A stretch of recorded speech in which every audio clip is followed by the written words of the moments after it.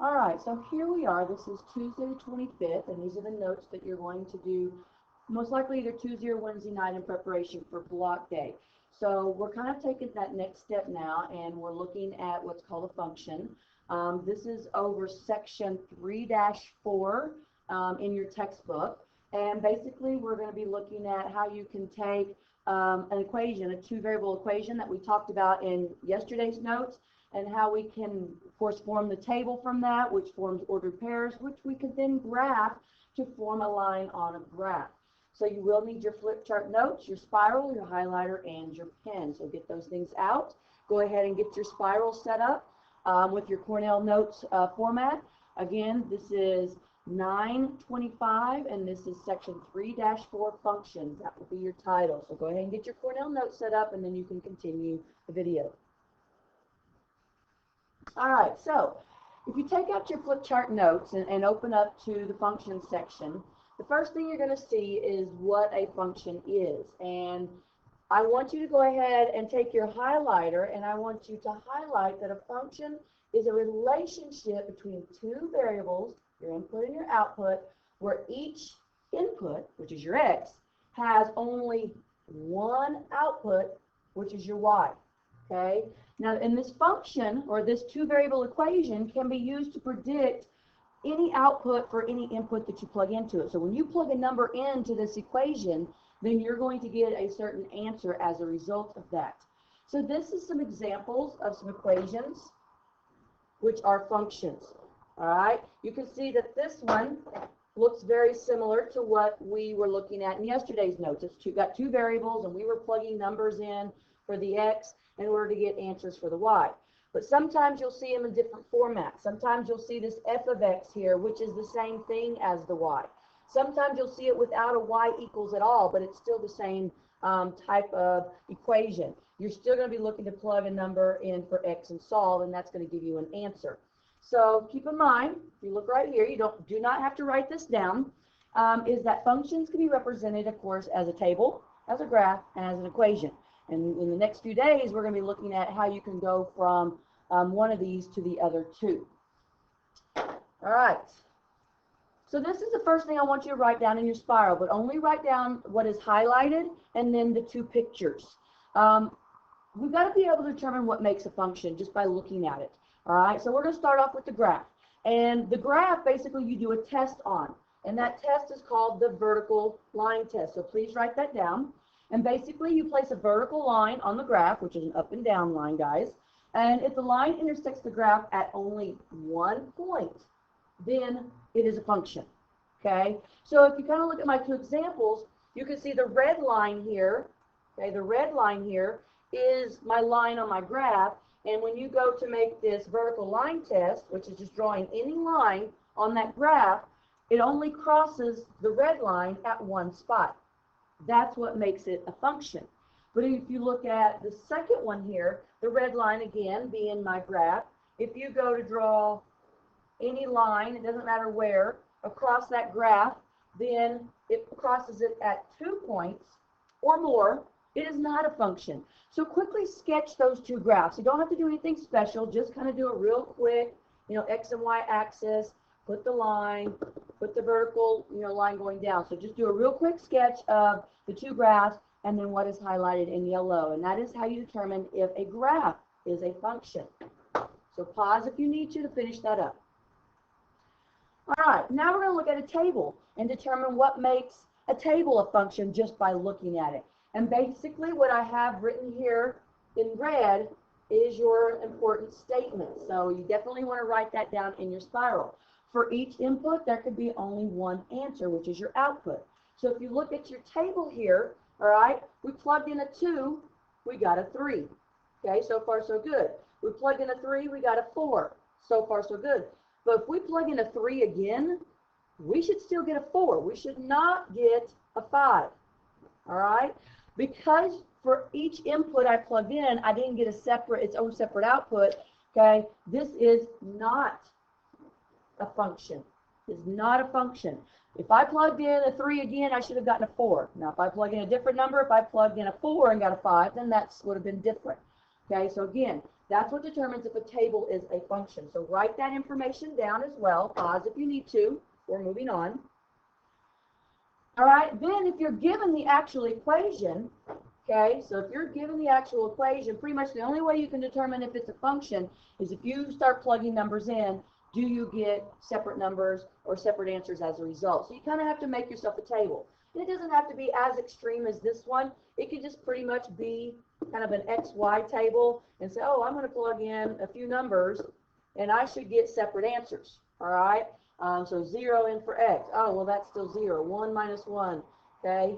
Oh, sorry, 0 minus 1 is -1. If I plug in 1, I get 0. So you should be able to get separate answers as a result. So, again, write this down, write this information down so that you know how to determine if an equation is a function.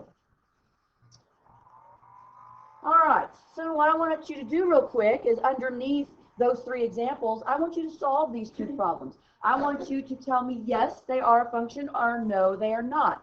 And kind of show me if you can, or even explain to me, why is this table is or is not a function? Why is this equation is or is not a function? So I want you to work out or tell me in your notes whether these are functions or not. And then you can come back with questions tomorrow on that. All right, so this is kind of an overview of what we're looking at. We basically want to be able to take a equation and a table and a graph and relate all 3 of them, all right? Because you should be able to be given one and you be able to produce the other 2. So if you look, I have a flow map down here that kind of goes through what you're able to do. You could take your equation, your table, and your graph, and you can go back and forth between them, okay? And then, of course, on the table, you have your inputs and your outputs, and you take those and you graph them, which are points on a graph, and form a line. So if you'll go ahead and write this flow map down in your notes as well, in your spiral, just the flow map. You don't have to do anything else on this page, but write down the flow map. So again, pause the video in order to do that. All right, so here we go. There are some things in your flip chart notes that I kind of want to go over just real quick. If you're looking at back in your flip chart notes, there's this little section right here that talks about there are actually some terms that go along with X and Y. X can be called the input. It also could be called the domain. You know, we're going to get to the point where we're going to look at why it's called the independent variable. The Y can also be called the output, the range, and the dependent variable. So you need to be familiar with the other terms that you can call the X value and the Y value. So let's look, find this example here. It's kind of showing you how we're going to take our function here and we're going to form an equation. Or we're taking the equation and we're going to form the table by plugging numbers in. So if I were to take the 0 and plug it in and do 3 times 0, that's going to give me an output of 0. If I take the 4 and plug it in, you can see the work there. Take the 8, plug it in. If I were to take the 12, plug it in, so you kind of get the idea, 3 times 12 being 36. We could take any number we want, we can plug it in, and we're going to get answers over here as a result of that. So that's going from an equation to a table. All right, and so here are some other situations that you're going to come across today. All right, so for example here, I know that I can take X and Y, I can plug both of them in, so I can sit here and say, okay, 2 times -6 plus 5 times Y equals -2. And I can solve this, and what I'm looking for is, are they equal? So 2 times -6 being -12 plus 10 equals -2. If I solve this side of it, -12 plus 10 is in fact -2. So because they're equal on both sides, I can say, yes, this is a solution. And so what you can do is you can determine if all of these are solutions by following that same process. So if you'll take a moment to do that and be able to tell me whether yes or no those are solutions. You can kind of do the same thing over here, okay, on number 2 as well. Okay, so I can take this X and I can plug it in for X. So let's see, -2/3 times 6 plus 1. But you're saying, Ms. Edwards, it's a fraction. It doesn't matter. Put the 6 over 1, do your cross canceling, and then multiply. So -2 times 2 is -4 plus 1, and that gives me a -3. So when I plug in a 6 into that function or that equation, that's going to give me -3 as an answer. Well, what I can do now is I can take this and go graph it over here on the graph. And this is what we're going to be working on tomorrow in class. So I start at the origin, go over 1, 2, 3, 4, 5, 6, down -3, put a dot. And then I plug the next number in. So I'm kind of running out of room here, but if I were to take -2/3 times -6 plus 1, all right, again, I can put the -6 over 1. I can cross cancel. That's going to give me a +4 plus 1, which is 5. So the answer here is 5, which again, I can go graph that. So I can go over -6, which is this direction, and up 5, 1, 2, 3, 4, 5, and I can put a dot.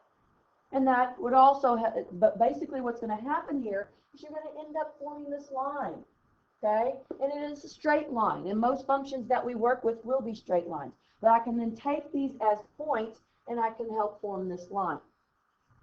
All right, one last thing. Let's look at this last example. What if I gave you a line, all right, and I asked you to fill out an XY table? Well, basically, you just got to find some places on this line where two intersections are. And the reason why I want to find where an intersection is because you don't want fractions or decimals. You want to have just whole number answers. So now if I've found my 4 points, I can go plot those. So what is the coordinates for this first one right here? Is I stay at 0 and go up 3. So 0, 3 is a coordinate off that line. Okay, if I look at this one, I can go over 1, up 1. So 1-1 is a coordinate off that line. All right, if I go to the next one, I go over 2, down -1, so 2, -1 is off that line. Okay, so you can see here that I am basically taking points and I am just writing them down into an XY table, and they come off that line. So that's how you can relate, or how you can take a line on a graph and form the table. So we're going to practice more at this tomorrow. Actually, we're going to be practicing at this for the next several days, but this kind of gets you started into what we are doing for this next part of this unit. So we'll see you tomorrow. Make sure you get all your notes taken down.